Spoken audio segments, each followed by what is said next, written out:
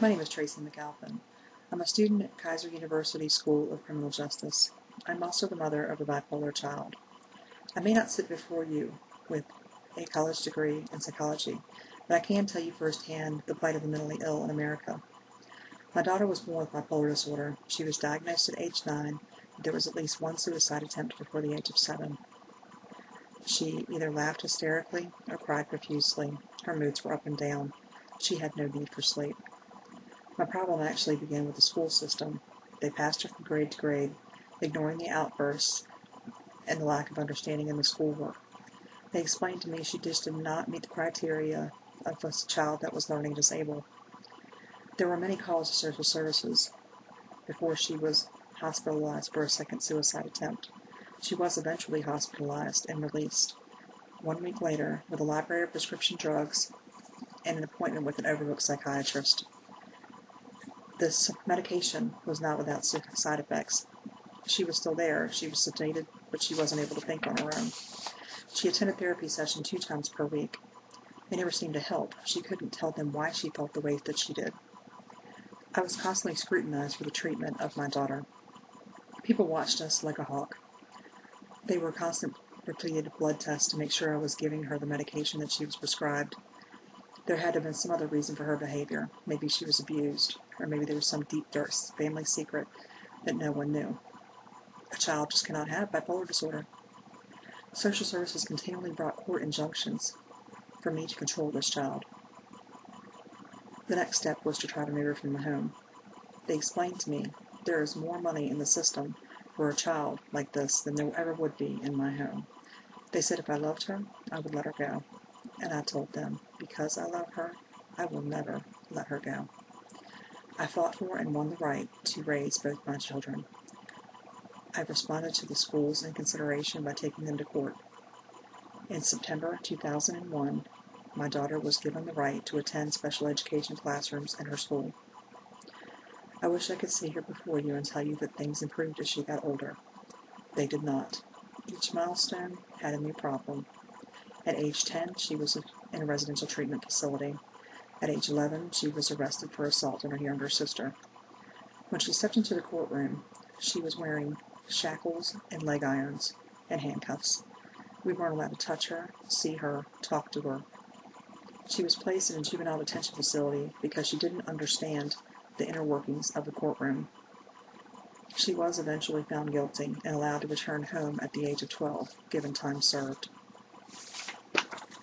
Every government agency we asked for help had social services in our house on a monthly basis. She assaulted another child. She was suspended from school. She was a danger to herself. Yet every time we brought her to an emergency room, the hospital refused to hospitalize her because she didn't meet the criteria of being suicidal or homicidal. When she is given a new drug, it is always with a promise that she will be calm and able to function in a normal setting. Although she continues to have periodic hospitalizations, we are hopeful that one of these medications will eventually change her life.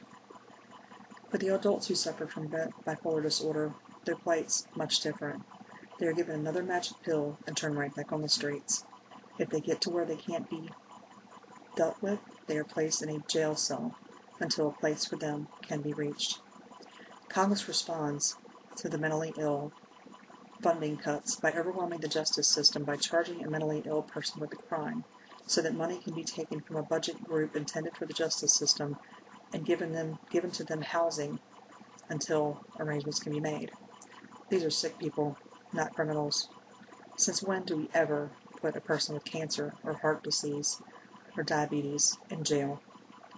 Laurel Campbell, a staff writer for the Cincinnati Post, writes, the National Alliance for the Mentally Ill estimates 25 to 45% of the mentally ill will be in contact with the justice system at some point in their life.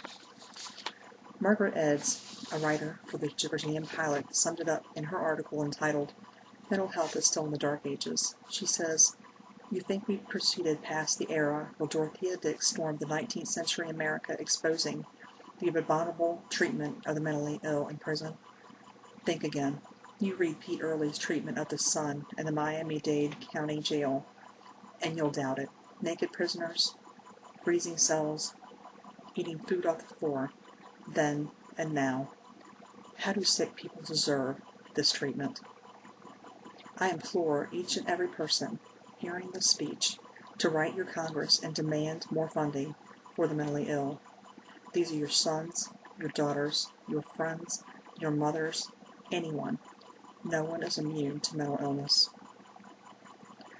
Do not think you can rely on charities. There are no charities to help mentally ill families. If you think this problem doesn't affect anyone you know, I have a shock for you. Recently, a soap opera star was given a prison award for his portrayal of a bipolar character in a soap opera. Maurice Bernard portrays Sonny in General Hospital. He was given an award for his portrayal of Sonny Corinthos, a bipolar gangster in the soap. There are others. Buzz Aldrin as an astronaut, Jim Carrey, a comedian, Agatha Christie, a writer, Marilyn Monroe, actress, Walt Whitman, poet, Francis Ford Coppola, director, Saul Watchler, a judge, to name a few. These are all people we know. The treatment of the mentally ill is a problem that affects everyone. Get those letters into the mail today. The life you save could be your own.